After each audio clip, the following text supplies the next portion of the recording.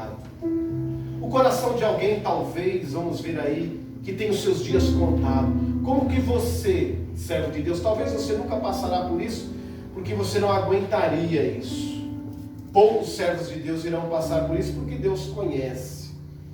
Eu estava no hospital na sexta-feira, cheguei lá às 5 horas, 4h30 mais ou menos, saí de lá quase às 8h30 da noite, né? Ali brincando e festejando dentro do hospital, né? Nunca vi ninguém ir para o hospital fazer visita, e se você vai no hospital fazer uma visita, que você vá alegre, né? Se for para ir triste, não saia da sua casa, né? E eu estava conversando ali com a enfermeira alguns minutos ali, e ela estava dizendo para mim, estava dizendo para a Érica também, cada dia que ela se encontra naquele hospital, ela é uma melhor ser humana, né? E a grande realidade, meus irmãos, é que a gente reclama muito. A grande realidade é que a gente murmura muito. Deus vai arrumando as estratégias e a gente começa a reclamar. Deus continua arrumando as estratégias dele, os planos dele, e a gente continua reclamando. Como servos de Deus, meus irmãos, às vezes eu tenho vergonha de certas coisas que eu vejo. Certas pessoas que não estão vindo na igreja por coisas tão pequenas, tão irrisórias, que não tem nada a ver, meus irmãos.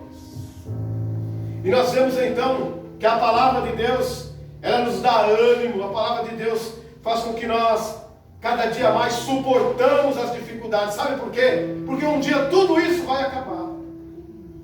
Um dia tudo isso vai acabar. Um dia o problema vai acabar, a doença vai acabar, a dificuldade vai acabar. Ou você irá ao encontro do Senhor, ou o Senhor virá ao seu encontro. Mas um dia tudo ficará bem, tudo irá acabar.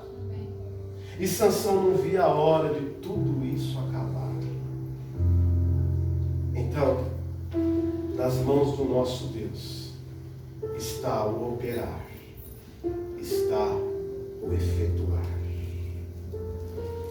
Quinto e último lugar, use o dom que Deus te deu para a glória, para Ele. Então Sansão pergunta naquele momento para aquele menino: me leva até as colunas. O menino leva ele. E diante de toda a sua vida, na minha ótica, na minha visão, ele não faz nenhuma grandiosa obra. Na minha visão, não. Matou 1000 homens, carregou 2 portões, 2 toneladas, digamos aí. Não. Mas algo mirabolante ele faz agora.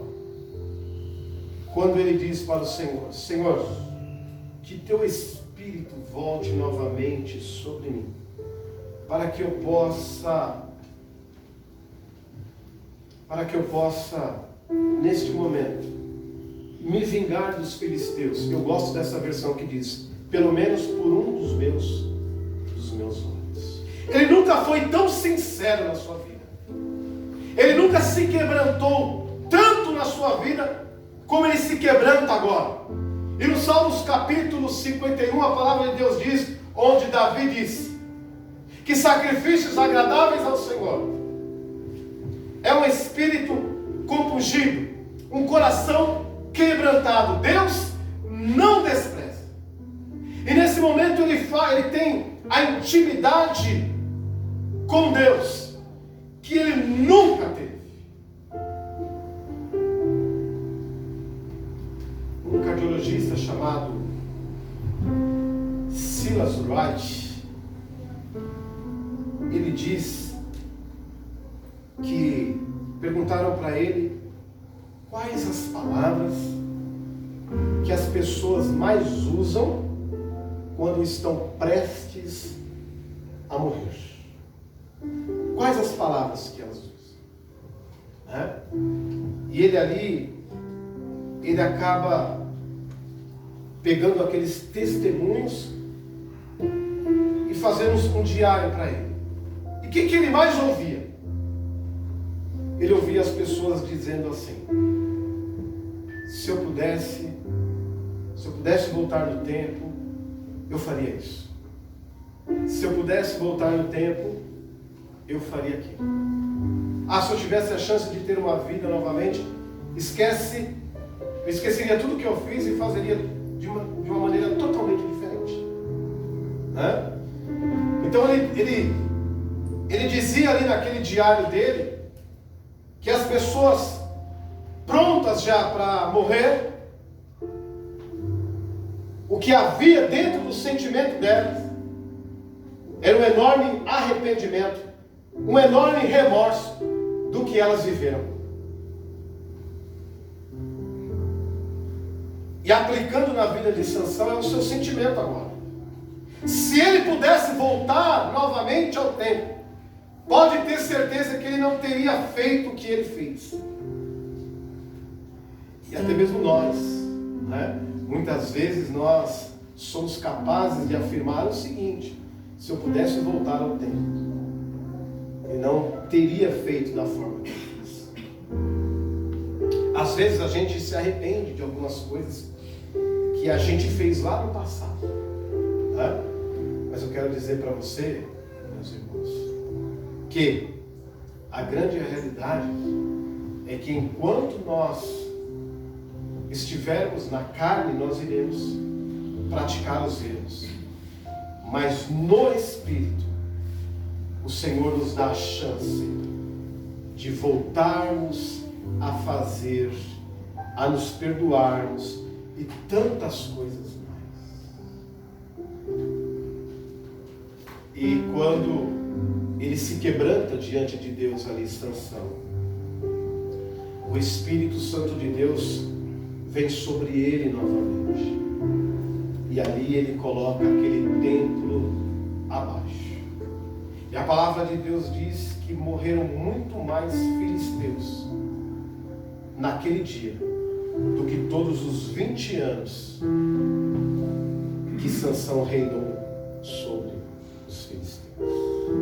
Ou seja, meus irmãos, ainda que nós erramos muitas vezes, Deus nos perdoa. E por termos Ele nas nossas vidas, Ele nos honra. Ele nos honra. Sansão, então, naquele momento, ele fala, ele afirma, que morra eu com os filisteus.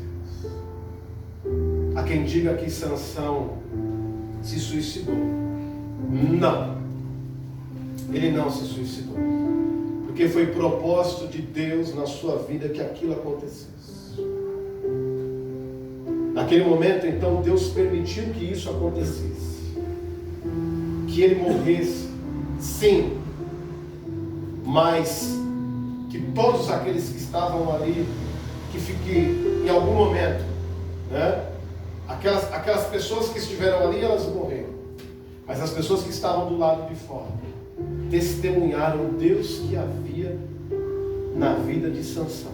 Com todas as dificuldades, com todas as limitações, Deus agiu na vida de Sansão.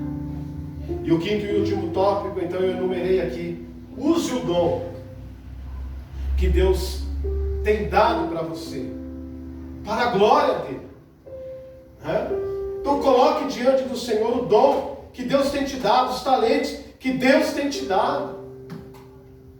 Muitas vezes, meus irmãos, há tanta alegria nos nossos corações, muitas vezes há tanta habilidade para nós fazermos coisas secundárias. Por que não usar isso para a obra de Deus? Muitas vezes, quando as pessoas aí de fora precisam de nós, nós estamos aptos a ajudá-los. Mas muitas vezes, quando é para a casa de Deus, nós somos relapsos. Ainda bem que esse Deus é misericordioso. Ainda bem que a graça desse Deus, ela sobrecai sobre as nossas vidas. Pastor, Sansão perdeu a salvação, digamos aí, mesmo porque naquela época não havia ainda o sacrifício de Jesus. né? Mas Sansão perdeu a salvação. Eu vou ver Sansão no céu. Lá em Hebreus nos ensina que na galeria dos homens é citado o nome de Sansão, comparado a Davi. Então nós vemos, sim, que contudo ainda, Sansão continuava sendo um amado de Deus, com todas as suas dificuldades, com todas as suas limitações, ele continuava sendo o amado de Deus.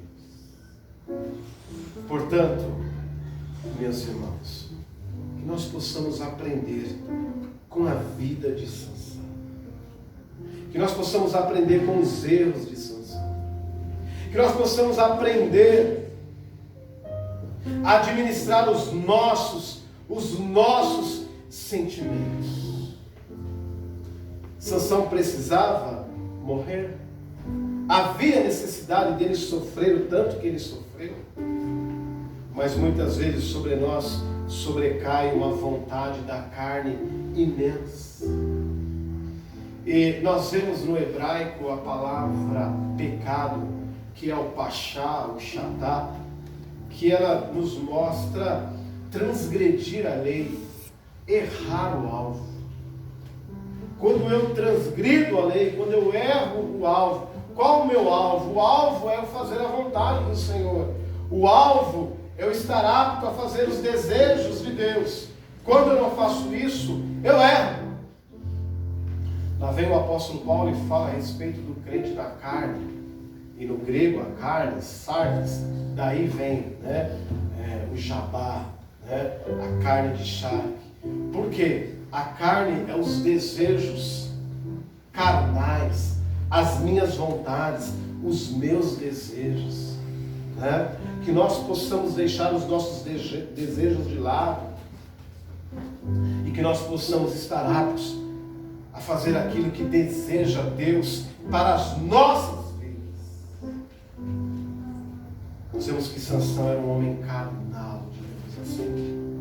Sansão era um homem que sempre estava pronto para que os seus desejos, para que os seus desígnios, o seu ímpeto estivesse sempre a dispor dele. E mesmo assim, com toda a dificuldade, Deus agia na sua vida. Isso se chama, meus irmãos, misericórdia. Quando eu falo a respeito da misericórdia, que sentimento é esse? E alguns confundem a misericórdia com a graça, e não tem nada a ver.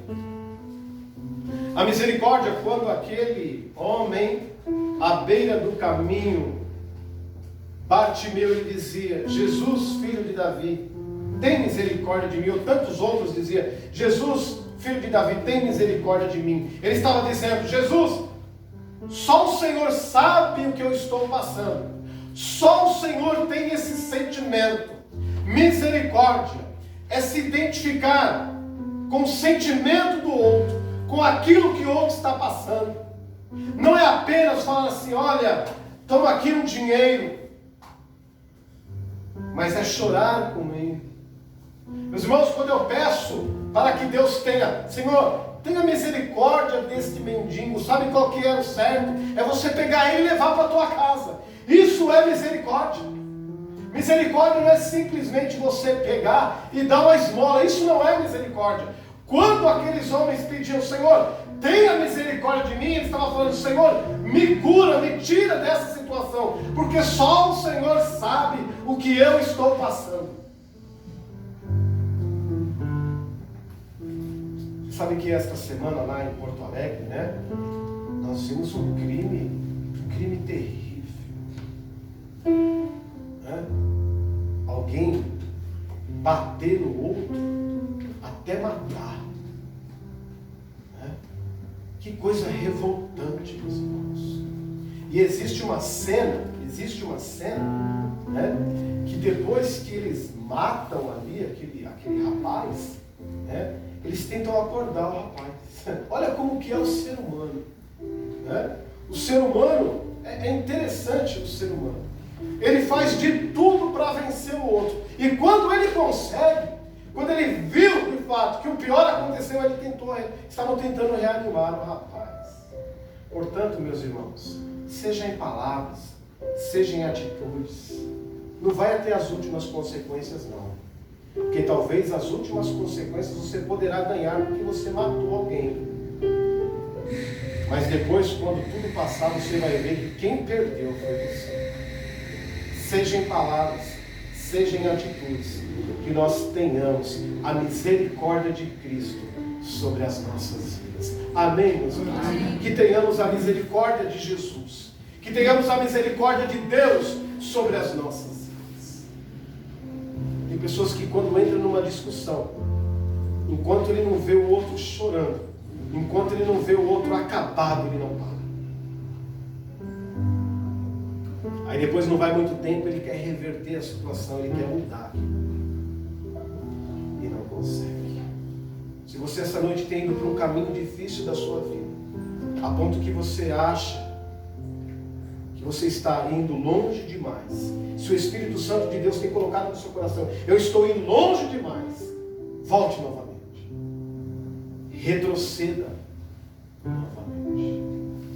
Eu tenho muita dificuldade, meus irmãos, de entender certos servos de Deus, que a última resposta dele, que a última resposta da briga tem que ser dele, a última atitude da discussão tem que ser dele.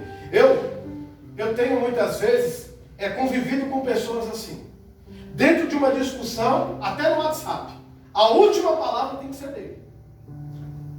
Até a pessoa que ele está sendo arguido ali, se a pessoa falar boa noite, ele termina com boa noite, porque a última palavra tem que ser a dele.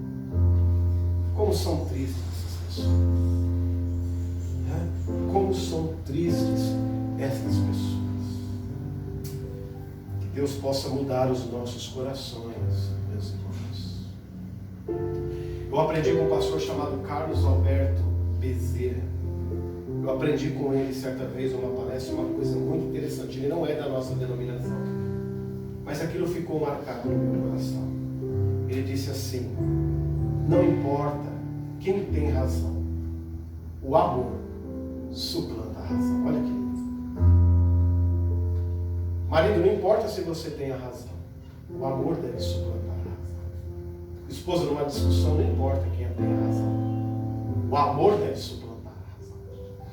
Você numa discussão ferrenha com alguém, não importa quem tem a razão, que o amor possa suplantar a razão.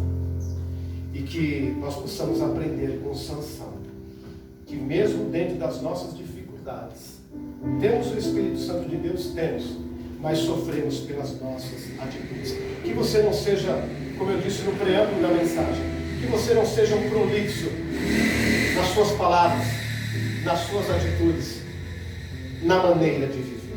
E eu concluo essa mensagem nesta noite com a seguinte frase: nada é definitivo, exceto a mudança.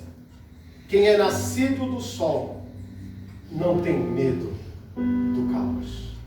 Que nós possamos, meus irmãos, a cada dia mostrarmos, testemunharmos o Deus que nós servimos. É dentro de uma discussão, é dentro de um momento difícil, é dentro de uma situação inóspita. É aí, é justamente aí que Deus irá mostrar o tipo de cristão que eu sou. E eu busco a cada dia, isso é de foro íntimo, eu busco a cada dia ser alguém melhor. E isso eu só conseguirei de fato na pessoa do Espírito Santo de Deus. Que seja a sua oração nesta noite. Feche seus olhos.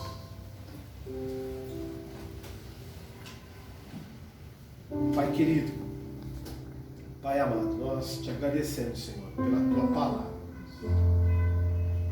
que nos ensina, ó Deus, sermos cristãos diferentes, ó Pai, neste mundo. Sal da terra, luz do mundo. No mundo, ó Pai, onde que quem está sangrando é que perdeu.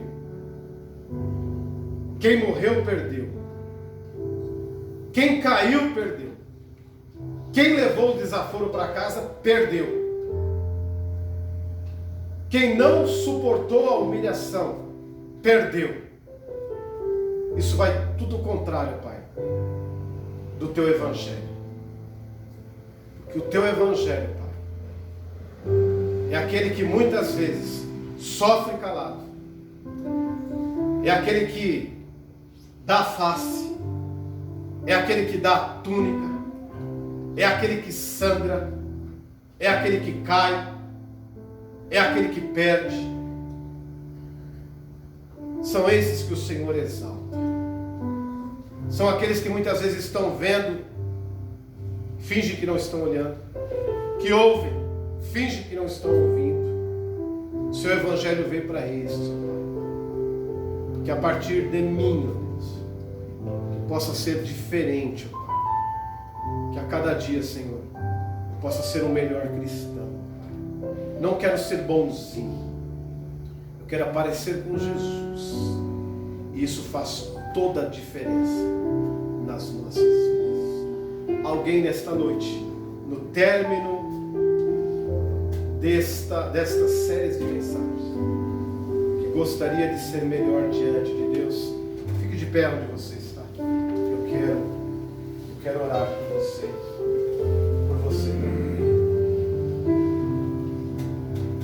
Olhe para as pessoas com compaixão, assim como Deus teve compaixão da sua vida. Olhe para as pessoas com compaixão. Não olhe para as pessoas como se fosse o próximo, mas olhe como se fosse você. O pastor Júlio vai estar orando pela minha vida, pela sua vida, neste momento. Por favor, pastor, esteja orando por mim também.